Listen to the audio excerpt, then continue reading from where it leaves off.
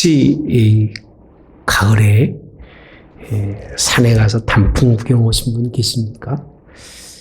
그 색깔과 아름다움을 누가 그렇게 만들 수 있을까? 그림으로 될까요? 사람의 언어로 가능할까? 아마 가능하지 않을 겁니다. 저는 그런 모습을 보면서 자연이 각양각색의 색깔을 드러내면서 우리 보라고 드러냈을까요? 아니에요. 우리 보라고 드러낸 것이 아니라 사실은 자신을 있게 한 창조주 하나님을 향해서 자신의 일을 다 하는 것이 자연의 원리고 법칙입니다. 자신의 삶의 한 해를 결산하듯이 아름다운 모습을 이렇게 드러내는 모습을 보면서 이런 생각이 들어가요. 짧은 시간이 어떻게 열매도 맺고 잎도 그렇게 아름답게 하고 다 떨어뜨리면서 하나님께 갈 수 있을까?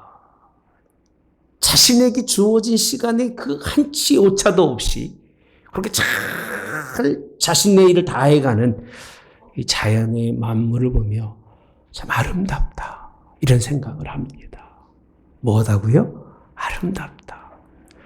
그 꽃이 아름다운 게 아니라 시작과 끝의 그 시간과 모든 그 절차대로 한치의 오차도 없이 가는 그 모습이 아름답다는 거예요. 예. 여러분, 가을은 자연에만 있는 게 아니라 우리들에게도 있어요. 여러분, 아름답게 되시기를 주님의 원합니다. 만물의 영장이라고 하잖아요.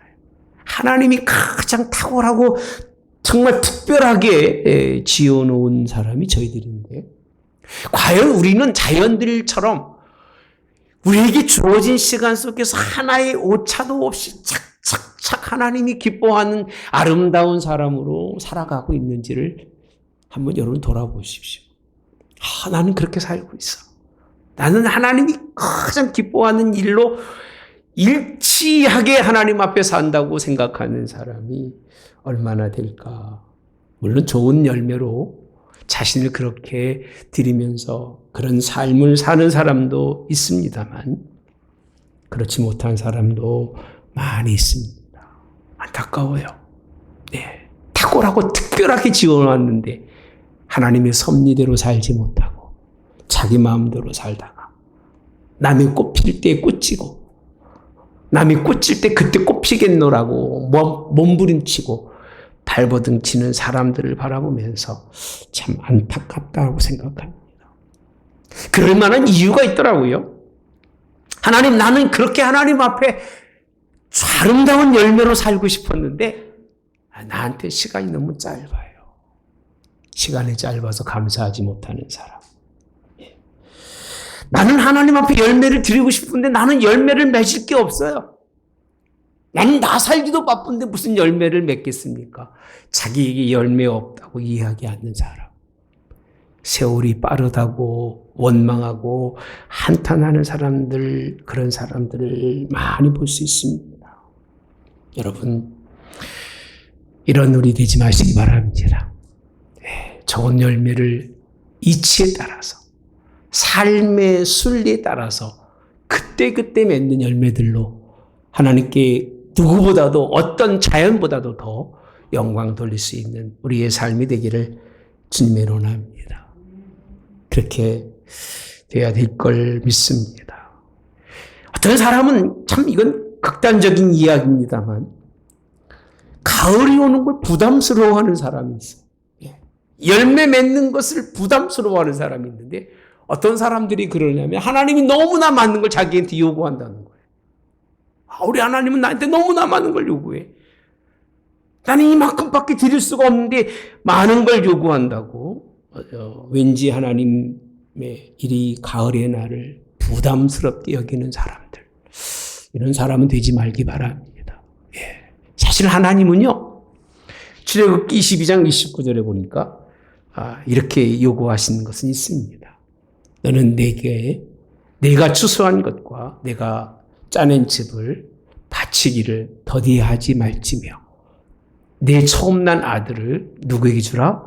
내게 주라. 추수한 것과 짜낸 것을 더디 드리지 말아라. 그러니까 하나님은 달라는 얘기잖아요. 잠언 10장 5절에도 여름에 거두는 자는 지혜로운 아들이나 추수 때에 잤는 자는 어떤 사람이에요? 부끄러움을 끼치는 아들이라. 열심히 열매를 위해서 인생을 살으라는 거예요. 더디 드리지 말고 잘 드리고 부끄럽게 인생 사지 말고 좋은 열매를 거두는 인생의 삶을 살으라는 말을 하나님이 강압적으로 여러분에게 뭔가를 달라고 얘기하는 그런 것으로 오해를 해서 추수감사절이나 뭐 감사하자 그러면은 난 할 게 없어. 내가 뭐 감사하고 살아. 나 살기도 바쁜 인생인데 그렇게 말하는 사람들이 있는데 적어도 그리스도인으로는 그렇게는 살지 말자는 것이 오늘의 본문의 말씀의 핵심입니다. 가을은 하나님이 원하는 추수의 열매를 결실을 드리는 계절입니다. 그렇게 영광 돌리시길 바랍니다.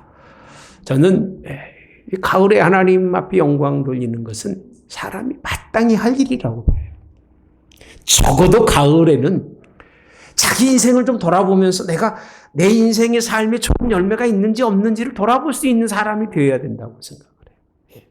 그리고 자신의 삶을 좀 내년에는 새롭게 하기 위해서 준비하고 계획하는 삶이 되어야 되는데 열매도 없고 계획도 없고 준비도 없는 이런 삶은 하나님이 기뻐하지 않는 삶이라고 그렇게 믿습니다. 하나님이 원하시는, 따라서 합시다. 하나님이 원하시는 감사는 뭐가 하나님 원하는 감사일까요? 예? 곡식을 많이 백석을 드리고 헌금을 몇십억을 하고 그렇지 않습니다. 하나님이 원하시는 감사는 시작 자체가 어디서 나와야 되느냐? 마음에서 나와야 돼요. 예, 어디서 나와야 된다고요? 마음으로 감사하자. 할렐루야. 뭐로 감사하자고요? 마음으로 감사하자. 본문 골로새서 3장 15절에 보면 그리스도의 평강이 너희 마음을 주장하게 하라.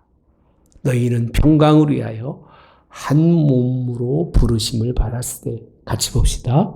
너희는 또한 감사하는 자가 되라. 짐승과 인간의 차이가 너무나 많죠. 그죠?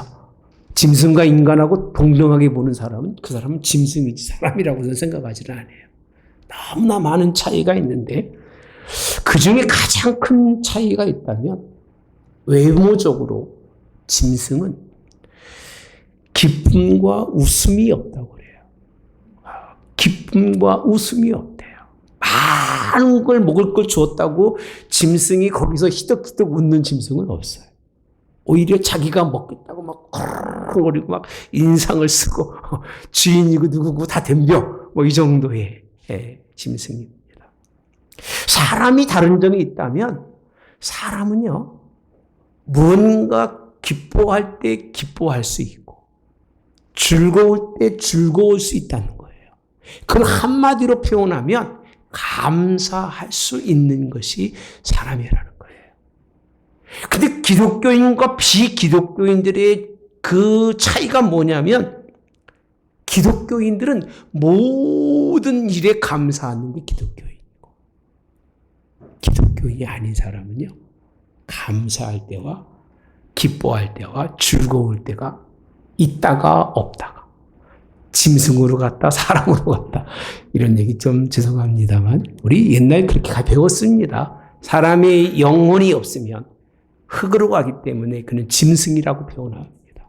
사람의 모습은 가졌지만 탈은 썼지만 마음의 중심이 짐승과 같기 때문에 짐승인 것뿐이에요. 예수님을 믿고 그리스도의 영향을 받았음에도 불구하고 감사가 모르는 사람, 감사가 없는 사람은 그리스도의 영향을 받은 게 아니라는 거예요. 그래서 기독교요. 예수님의 영향을 받은 사람의 특징은 뭐로 감사한다? 마음이에요. 마음으로 감사하시는 여러분 되시되 하나님이 그것을 원하십니다. 마음으로 감사한다는 게 뭐냐라고 하면 감사에 대해서 오늘 같이 한번 본다면요. 15절에 그리스도의 평강이라고 되어 있습니다. 너희 마음을 뭐하게 하라? 주장이라고 되어 있습니다. 따라서 마음을 주장하게 하라. 그 주장하라는 얘기는 감사할 수 없는 그런 일들이 내게 찾아와도 자기의 마음을 잘 다스려서 자기의 마음을 잘 지켜서 그런 가운데서도 뭐 하는 사람이 되라? 감사하는 사람이 되라는 거예요. 그러니까 조건이 갖춰진 것이 아니라 어떤 여건이 돼서 감사하는 것이 아니라 여건과 조건은 전혀 안 됐는데도 불구하고 내게 평강을 깨질 때에 그리스도의 평강이 여러분의 마음을 주장하게 하셔서 그것으로 감사할 수 있기를 주님이 원합니다. 예. 여러분 이건 신약의 예수님만 하신 말씀이 아니에요. 구약의 하박국 3장에 가보시면 17절에 잘하는 말씀이잖아요. 비록 무화과나무가 무섭지 못해요. 포도나무에는 열매가 없어요. 감람나무에는 뭐가 없어요? 소출이 없어요. 밭에는 뭐가 없고 먹을 것도 없고 우리 양에는 양도 없고 외양간에는 뭐도 없어요. 아무것도 없어요. 18절에 보면 그런데도 불구하고 나는 여호와로 말미암아 즐거워하며 나의 구원의 하나님으로 말미암아 기뻐하리로다. 여러분 이게 구약의 하박국 선지자가 한 얘기예요. 지금 예수님을 믿는 사람들도 하지 못하는 이 정말 목표 어떤 고린점을 하박국 선지자가 전해주고 있는데요. 16절에 가보면 이 전에 어떤 내용이 있느냐 하면 내가 무슨 소리를 들었는데 창자가 흔들려요. 창자가 흔들려 보셨습니까? 그 목소리 때문에 막 내 입술이 막 떨려요. 예? 무리가 우리를 치러 올라오는 무슨 날이에요? 환난 날을 내가 기다림으로 썩이는 것이 어디 들어와요? 내 뼈에 들어와요. 내 몸은 내 처소에서 뭐하고 있어요? 떨리고 있어요. 하나의 문제가 아니라 여러 가지 문제가 자기를 찾아오고 자기에게 다가와서 인생의 삶의 한탄과 한심밖에 나올 수밖에 없는 신앙의 그런 지경에 있는 것도 어려운데 삶의 여건을 보면 아무것도 없어요. 먹고 마시고 쓰고 할 게 아무것도 없어요. 근데 누구로 말미암아? 여호와로 말미암아 뭐한다? 즐거워하고 기뻐한다는 거예요. 이게 사람인 거예요. 이게 그리스도인들이에요.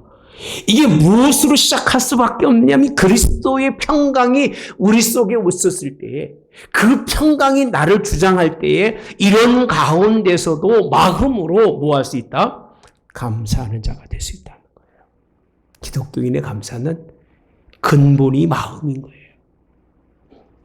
여러분 기뻐하시기 바랍니다. 예. 얼굴이 좀 막 퍼져야 돼요. 기뻐서. 예. 딱딱하게 굳어있지 마시고 하나님 앞에 기쁨으로 감사할 수 있는 여러분 되시기를 그렇게 주님이 원합니다. 욥기라는 사람을 보시면 욥은요 이 말씀을 그대로 다 당하고 있어요. 식구들 다 죽고 부인은 자기를 하나님을 저주하라고 도망가고 자기 육신은 고통 속에 있고 남은 게 하나도 없어요. 친구들은 와가지고 계속 너 죄인 아니냐, 너 죄 받아서 그런 거 아니겠느냐고 계속 조소하고 그런데도요 그는 하나님 바라봅니다. 아멘. 육신은 다 문드러져 가도 하나님 바라보고 하나님을 잊지 아니했을 때 하나님이 그를 붙들어 주시는 걸 믿으시기를 주님의 원합니다. 우리는 감사가 어디서부터 시작된다고요? 마음에서부터 시작이 돼야 되는데 여러분의 삶에 뭐가 있든 없든지 간에 사람으로 태어났으면 그 태어난 것만으로도 감사하고 할렐루야. 내가 생명이 있어서 호흡이 있으면 그 호흡 있는 것만으로도 감사하는 것이 우리 기독교인들의 감사의 모습입니다. 어떤 상황 속에서도 어떤 역경 속에서도 감사하는 마음을 가지시기 바랍니다. 사도 바울은 디모데에게 자기 이제 아들과 같은 사람이잖아요. 이렇게 설명해 주고 있습니다. 디모데전서 6장 6절에서 7절에 보면 강조하는 것이 자족하는 마음이 있으면 경건은 큰 유익이 된다. 자족이 뭐죠? 그냥 항상 마음이 그냥 기쁜 거예요. 자족은 항상 마음속에 뭔가 그냥 다 가진 사람처럼 생각하는 거예요. 항상 하나님이 내게 막 너무 풍성해 줘가지고 막 주체하지 못한처럼 그렇게 자기를 바라보는 것은, 그런 자족한 마음이 있어야 경건이 큰 유익이라고 표현합니다. 자족하는 마음이 없이 경건한 건 경건이 아니고 경건한 척 하는 거예요. 오늘 또 감사하는 것처럼 보이는 거는 그건 다른 사람이 보기는 경건하게 보일지 모르겠지만 가짜예요. 되게 항상 하나님이 넘치게 풍성하게 그 누구보다도 나의 삶에 복 주신 것을 믿고, 그리고 경건이 유익인데 7절에 이렇게 표현합니다. 우리가 세상에 아무것도 가지고 온 것이 없으니 또한 가지고 가지 못하리니. 그 다음 같이 봅시다. 시작. 우리가 먹을 것과 입을 것이 있은즉 족한 줄로 알 것입니다. 뭐만 있으면 돼요? 먹을 것과 입을 것. 여러분 다 입고 있잖아요. 아침 못 먹고 오신 분은 죄송합니다. 다 먹고 살잖아요. 그것만 있어도 하나님 앞에 자족할 수 있는, 여러분은 실제로 행복한 사람입니다. 따라서 나는 실제로 어떤 사람이라고요? 행복한 사람이다. 왜? 이유는 단 한 가지예요. 예수님이 내게, 그 평강이 내게, 그 편안함이 내게 있기 때문에 나는 평안한 사람이에요. 예수님을 통해서 우리 영생까지 주시니 더 이상 바랄 게 없어요. 최고의 것을 가졌으니까 그 밑에 있는 건 좀 덜 가져도 되는 거예요. 최상의 것을 얻었으니까 아래 것들은 좀 덜 부족해도 상관이 없는 거고요. 하나님 여러분들을 공급하시기로 약속하셨고, 그 하나님 우리 아버지시니까 우리는 감사할 수밖에 없는 것을 고백하시기 바랍니다. 다 소유하고 있는 사람은 굳이 다른 것 때문에 연연할 이유가 없다는 것을 우리에게 말씀해 주시는데, 그럼 감사하는 마음을 어디서 찾을 수 있을까요? 마음에 그리스도의 평강으로 내가 감사가 있어야 되겠구나. 그래서 막 명상을 하면서 예수님 내게 들어오시고 나와 함께 해주시옵소서. 그렇게 하면 되나요? 되나요? 그건 가짜예요. 16절에.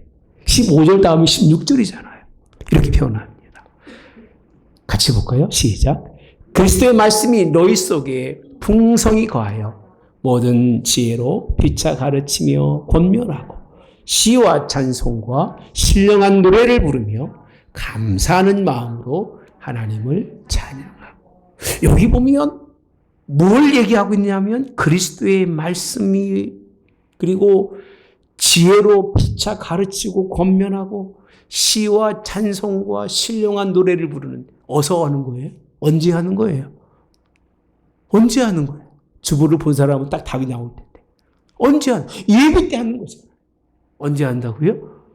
그러니까 진짜 예배를 잘 드리는 사람은 이 평안한 감사가 그 속에 계속 있을 수 있는 거예요.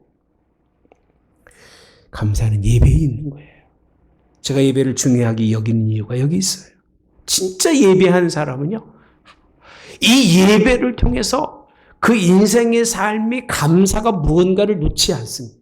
근데 한 주간의 예배를 놓친 사람은요, 그 주간 내내 싸우고 부딪히고 어디 가도 원망하고 불평하고 자기 얼굴이 웃는 얼굴인지 우는 얼굴인지 분간도 안 돼요. 늘 원망이 차 있어서 그렇게 인생을 살 수밖에 없는 거예요. 예배가 살아있기 바랍니다. 하루문교 예배를 통해서 우리 감사하는 인생의 삶이 되기를 주님의 이름으로 원합니다. 특히 그리스도의 말씀이 너희 속에 풍성히 거하라고 이렇게 전제적으로 말씀하고 있죠. 말씀이 풍성히 거한다. 따라서 합시다. 말씀이 풍성히 거한다.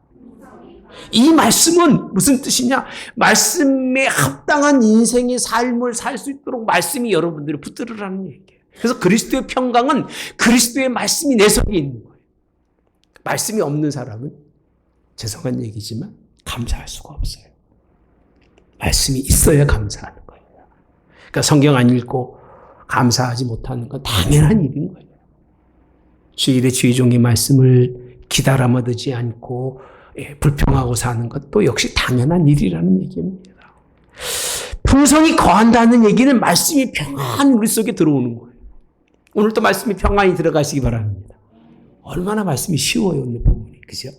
평안히 마음속에 들어와서 그 평안한 말씀이 내 속에 평안한 삶으로 살 수 있도록 말씀이 불편하면 안 돼요.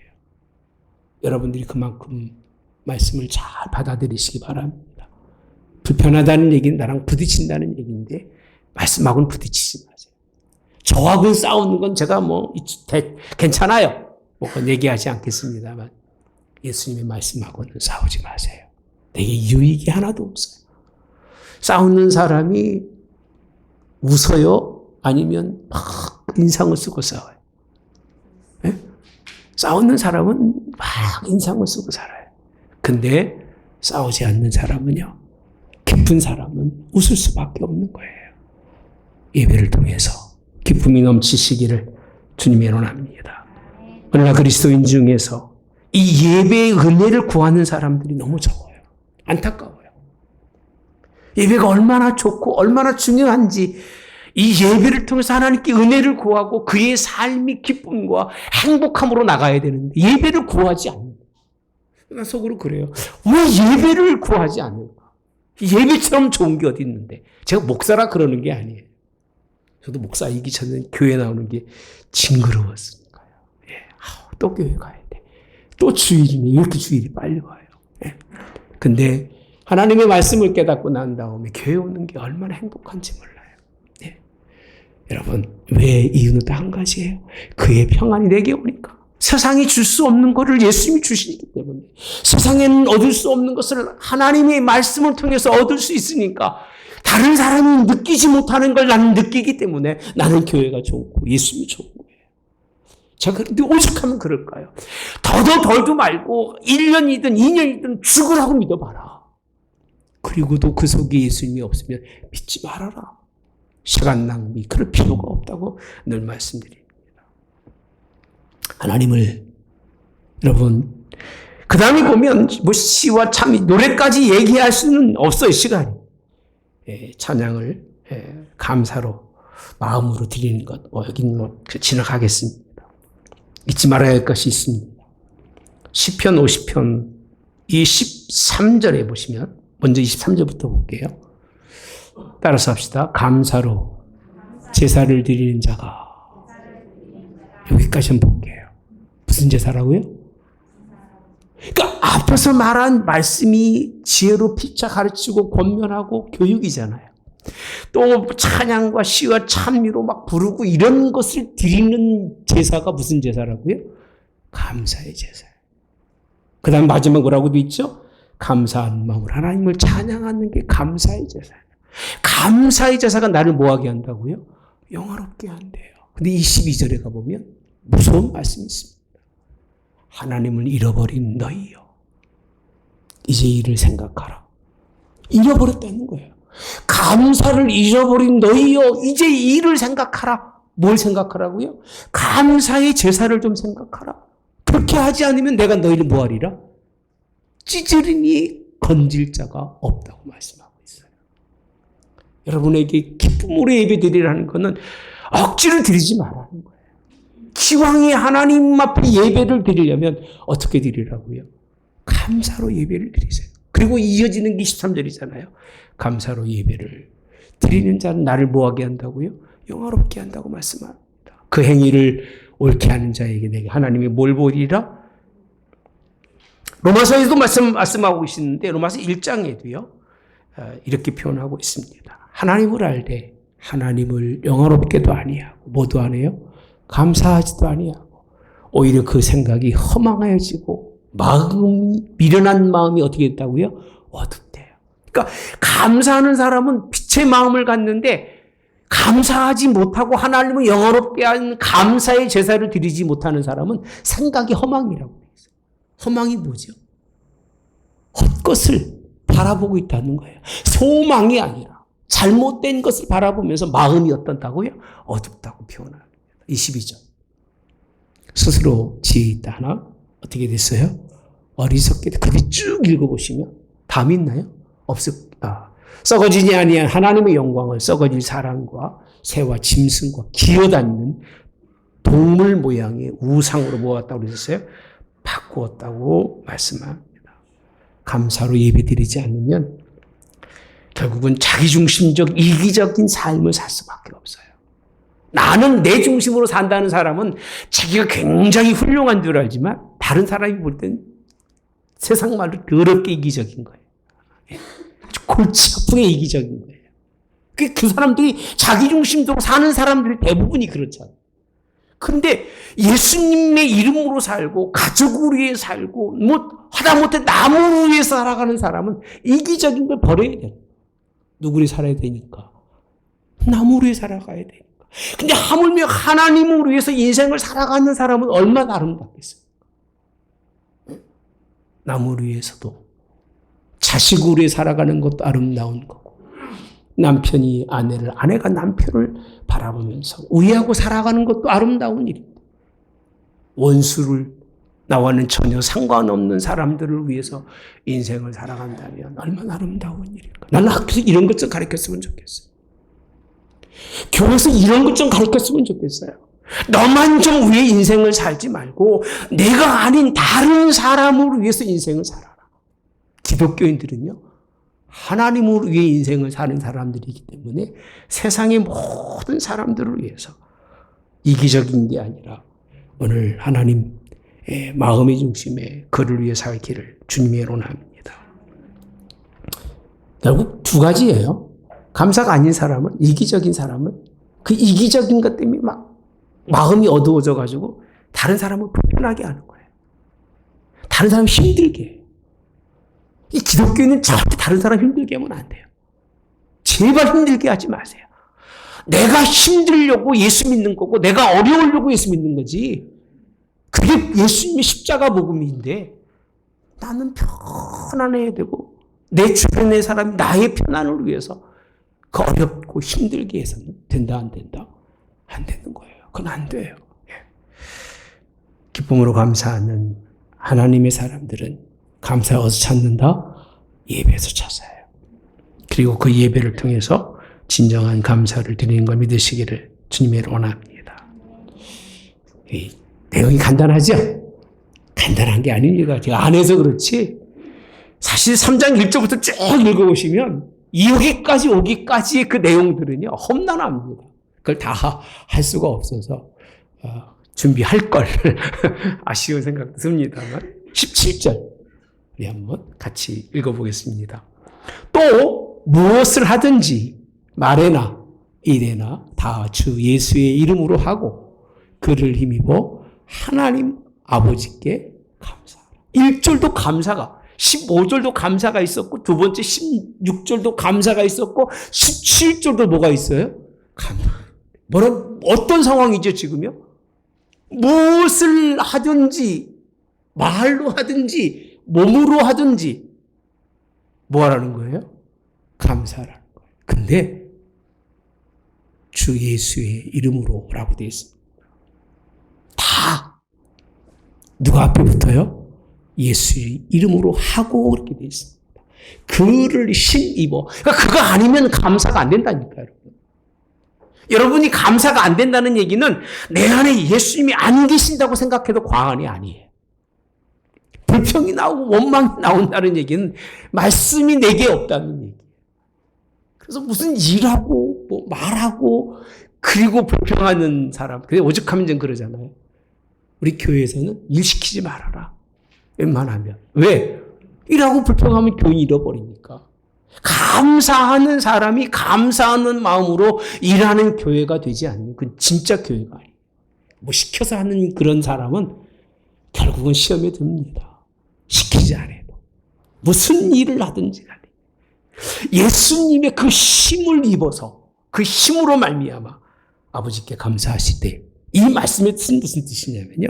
감사는 따라서 합시다. 삶 속에서 이루어져야 한다.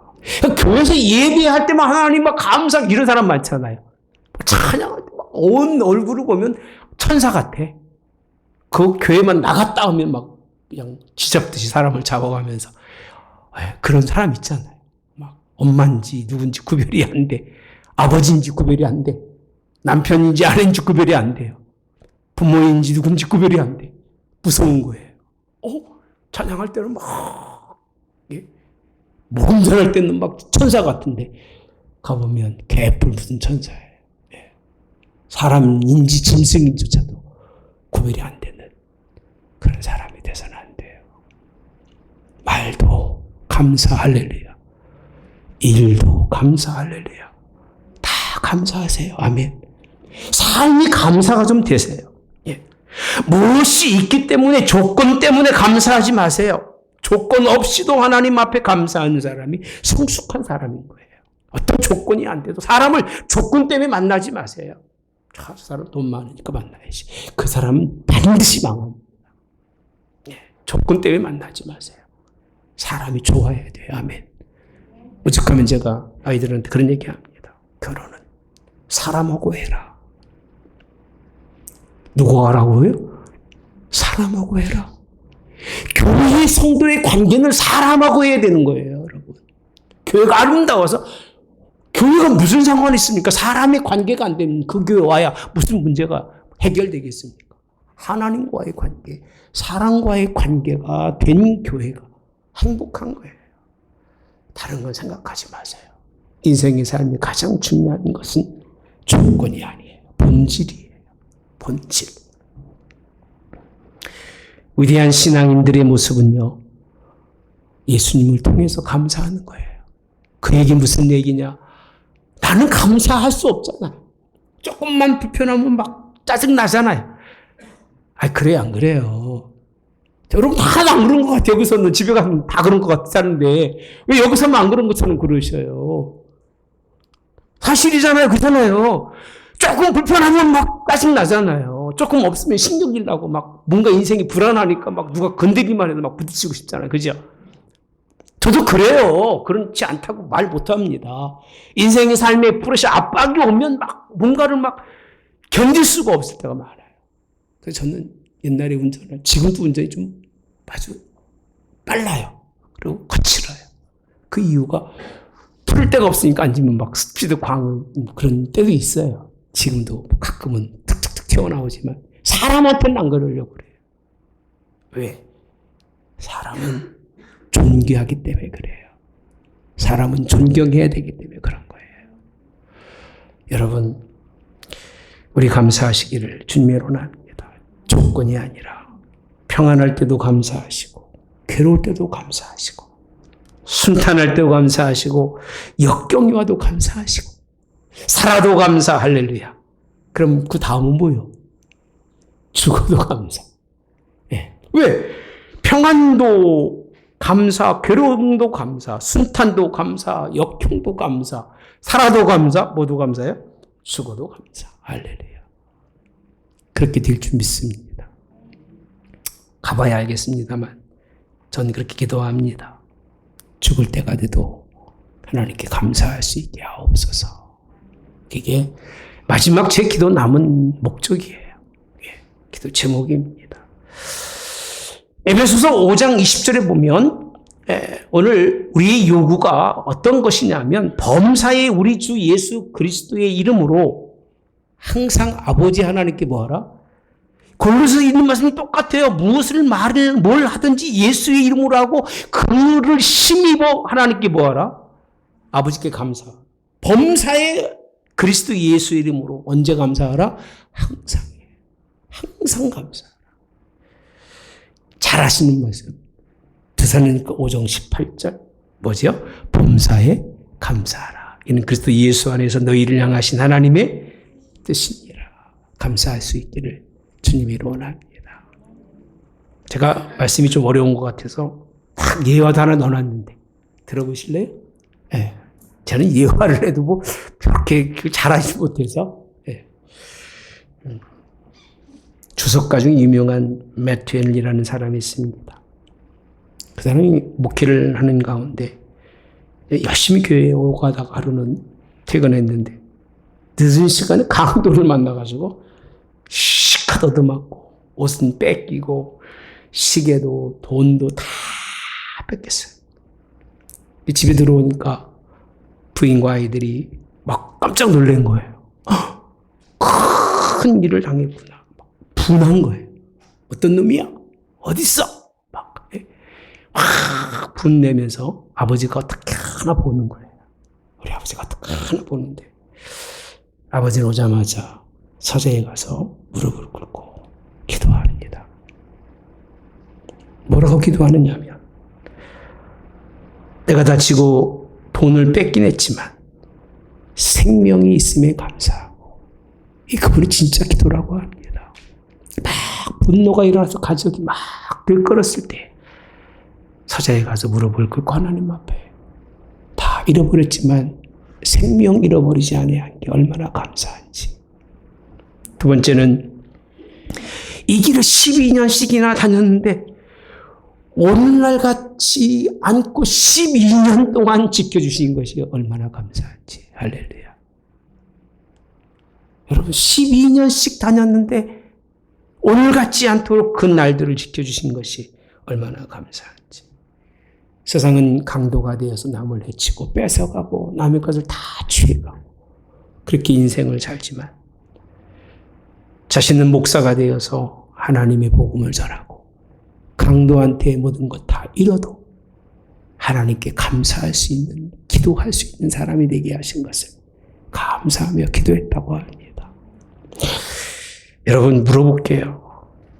그런 일 당하고 막 분을 내가지고 막 벽을 쳐대면서 밥상을 뒤집어 엎고 만약에 물어봅시다. 목사가 그러면 아이들이 뭐라고 그럴까요? 우리 아버지 막 강도한테 당했으니까 참 잘한다고 그럴까요? 물어볼게요. 자식이 그렇게 생각할까요? 예? 아닐 거예요. 그렇게 할 줄 알았는데 그런 그 수모를 다 당하고도 무릎을 다 꿇면서 하나님께 이렇게 하신 하나님 감사합니다 했을 때 자녀들이 배울 게 있을까 없을까요? 뭘 배울까? 여러분 고개라도 끄떡 좀 해주세요. 배울 게 있을까 없을까요? 있을 거예요. 사기당하고 뭐해서 막 지치고 힘들어서 못 견뎌가지고 막 자기를 막 어떻게 하고 싶은데도 그 모든 걸 다 내려놓고 무릎을 꿇면서 하나님 이 지경인데도 불구하고 내가 하나님이 계셔서 하나님 때문에 내 인생의 삶이 다시 한번 기회를 주실 것 같아서 감사하니 그렇게 기도한다면 달리 보이지 않겠습니까 여러분? 이게 기독교, 이게 신앙이에요. 이게 교회인 거예요. 그런 여러분 되시기를 주님의 원합니다. 이걸 준비했었어요. 네. 마지막으로는요. 아주 멋있는 진짜 감사가 있더라고요. 시편 119편 62절에 보면 같이 볼까요? 시작. 내가 주의 의로운 기뢰들로 말미암아 밤중에 일어나 주께 감사. 언제 감사해? 밤중에 일어났다고 돼 있어요. 자다가 일어난 거예요. 아니 그것도 꿈꾸고 일어난 게 아니에요. 꿈꾸고 일어나가지고 기분 나빠가지고 막 씩씩거리는 사람도 있잖아요. 어떤 사람은 꿈꾸고 일어나 너무 기분 좋아가지고 차 타고 바로 가는 거예요. 뭐 사러 가는 거예요? 복권 사러 가는 사람도 있고. 그렇잖아요. 그죠? 그런데 여기 보면요. 의로운 규례 하나님의 말씀으로 말미암아 언제 일어났어요? 밤중에 자다가 일어나서 누구에게? 주께 감사하는 이런 사람 되시기 바랍니다. 이게 마지막 감사인 것 같아요. 너무 감사가 생활화되다 보니까 자다가도 일어나서 하나님 감사해요. 그런 때 있었을까 없었을까요? 그런 때가 없었던 사람은 불쌍한 사람이에요. 그런 때가 한 번씩은 있어야 됩니다. 신앙생활하면서 너무 감사해. 자다가도 감사, 일어나서 밥하도 감사, 먹어도 감사, 욕 먹어도 감사. 이 정도의 때가 한 번 정도는 지나가면 좋은데 아예 그러면 더 좋고 맛배기로만 하는 게 아니라 막 일하고도 감사하고 너무 기뻐가지고 다른 사람들이 볼 때 저 이거 아니야? 할 정도로. 그런 사람 내가 못 봅니다. 교회에서. 진짜 못 봐요. 10시간을 감사하는 사람이 거의 없어요. 하루에 감사를 깨켜야 예배 드릴 때, 그나마 밥 먹을 때, 누가 뭐 좋은 거 사줄 때 나 얼굴이 기쁘고 즐겁지. 진짜 마음속에서 기쁨이 우러나는 사람을 많이 보긴 어려워요. 여러분, 결론입니다. 많은 것이 있다고 감사하지 않습니다. 환경이 갖춰졌다고 감사하지 않아요. 여러분들이 좋은 환경, 부자가 되고 재산이 많다고 해서 참 소망이 있는 게 아니에요. 감사하는 게 아니에요. 한계가 없어요. 네. 어떤 분이 그러더라고요. 자기가 14조를 가지고 있대. 몇 조요? 나는 뭐 감이 안 서.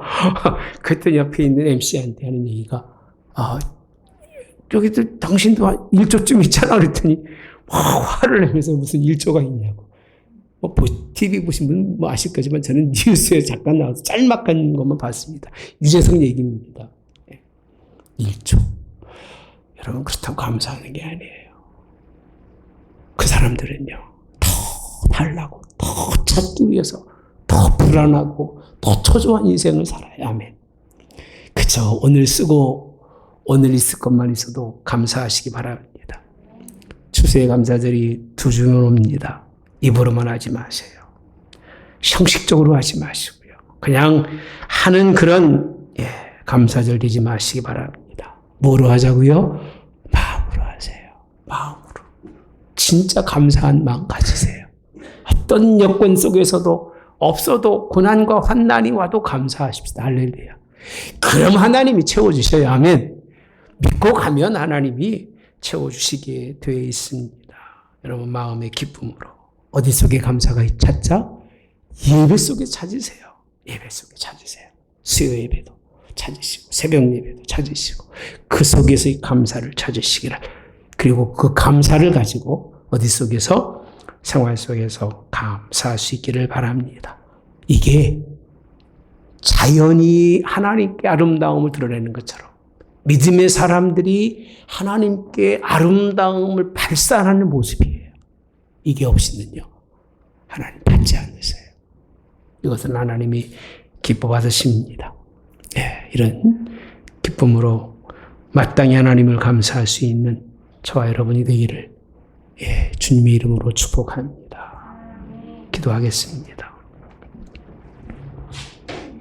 각양각색의 아름다운 것을 드러내는 가을의 아름다움을 무엇으로 간직할 수 있고 무엇으로 보존할 수 있을지, 그림으로도 아무리 좋은 컬러의 그런 사진을 찍어도 그 아름다움은 찾을 수가 없습니다. 그 아름다움으로 위해서 짧은 시간에 모든 열매들이 자신의 일에 충성해서 그 일을 온전히 이뤄내는 것이 자연의 법칙이고 섭리입니다. 만물인 영장인 저희들이 이 하나님 열매와는 같은 열매, 다르지만 좋은 감사의 열매를 맺기를 오늘 또 원합니다. 마음이 정말 감사하는 마음 되게 하옵소서. 그 마음을 찾을 수 없으면 온전히 하나님께 예배하며 그 마음을 찾는 성도들 되도록 하나님 우리의 삶에 감사하는 심령들 되게 하옵소서. 그리고 삶 속에서 그 감사를 온전히 드러내서 사람들에게, 가족에게, 자녀들에게 오늘 우리의 삶에 이렇게 기쁨이 있다는 것을 나타내어서 가진 것만이 감사가 아니라 없어도 예수님 때문에 그로 말미암아 그를 힘입어서 하나님께 진짜 감사하는 하나님의 성도가 있다는 것을 비춰줄 수 있는 우리들 될 수 있도록 입의 말로 복음을 전하는 것이 아니라 감사의 삶으로 복음을 전하는 우리 하나님께 모든 성도들로 인도하여 주시옵소서. 지금은 우리 주 예수 그리스도의 은혜와 하나님 아버지의 극진하신 사랑하심과 성령의 교통 내주 역사하심이 함께 하심이 예수님을 인하여 하나님께 감사하는 하나님 성도들 모두 영원히 함께하여 그들이 하나님 앞에 섰을 때 하나님의 친백성으로 그의 사랑받는 자녀 되게 하옵기를